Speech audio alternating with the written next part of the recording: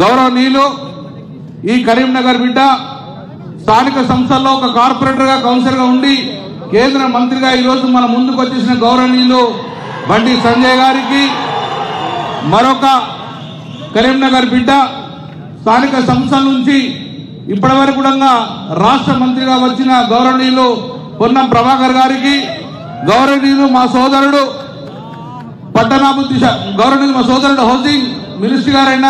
revenue minister గారైన గౌరవనీయులు మా అన్న సినన్న గారికి నగర మేయర్ సునీల్ రావు గారికి ఈరోజు కరీంనగర్ నగరంలో గౌరవ కలెక్టర్ గారికి గౌరవ ప్రజాప్రతినిధులకు గౌరవ కమిషనర్కి ఈరోజు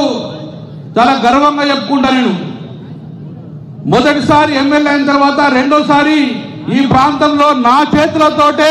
24 గంటల నీళ్లు ప్రారంభించుకొని పూజ చేసుకొని మా చేతుల మీదకి వెళ్ళి 24 గంటల నీళ్లు ప్రజలకు అందిస్తున్నందుకు ఆ రోజు నాతో పాటు ఉన్న మేయర్ గారు రవీందర్ సింగ్ గారు ఆ రోజు ప్రథమంగా ఇక్కడ భూమి పూజ కార్యక్రమం చేసుకున్నాం మేము రోజు చాలా అదృష్టం మేము साहब मिनिस्टर साहब आपको मैं ये बोलना चाहते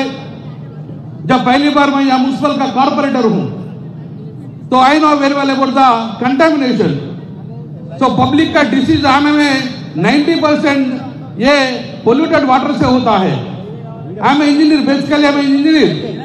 सो उसी दिन मैं कॉर्पोरेटर का जब ये कंटामिनेशन वाटर नहीं होना बोले तो 24/7 होना बोल के मैं पहली बार कर्नाटक में स्टडी के लिए गया था जब मैं कॉर्पोरेटर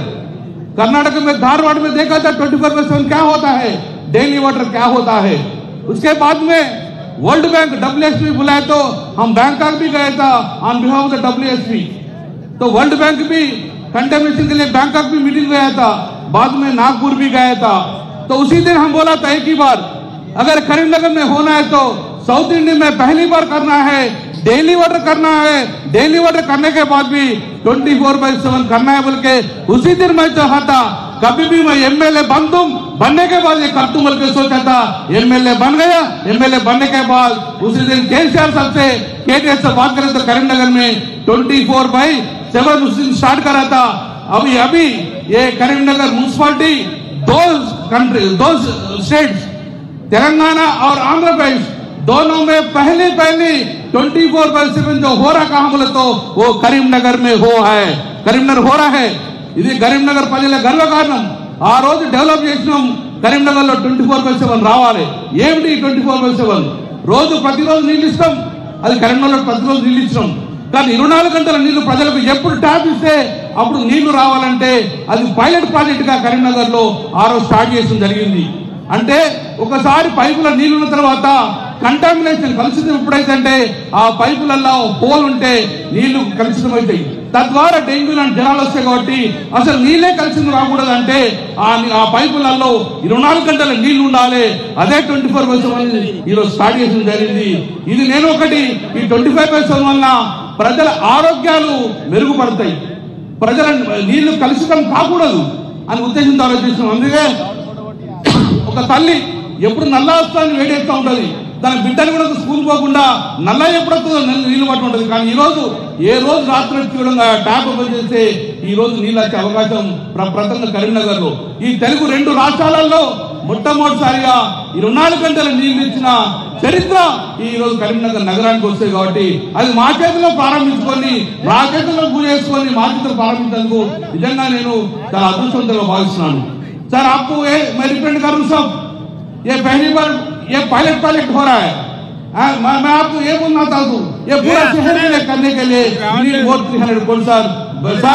आपको ये आप म्यूनसिपल पटनाभिवृद्धि शाखा का मंत्री है आप डेफिनेट आपको ये करीमनगर शहर का पूरा को भी 24/7 आप सैंक्शन करके जाना वो फंड्स भी रिलीज करना దాని కేంద్ర మంత్రి గారు మీరు బండి సంజయ్ గారు ఎంబడి ఉండి త్వరగా రిలీజ్ చేసుకొని కరీంనగర్ నగరం కార్పొరేషన్ మొత్తం కూడా 24/7 చేస్తున్నట్టుగా ప్రణాళిక చేసి మనకు కాదు దానికి రాష్ట్ర మంత్రి వారు రాజకీయాలు వేరు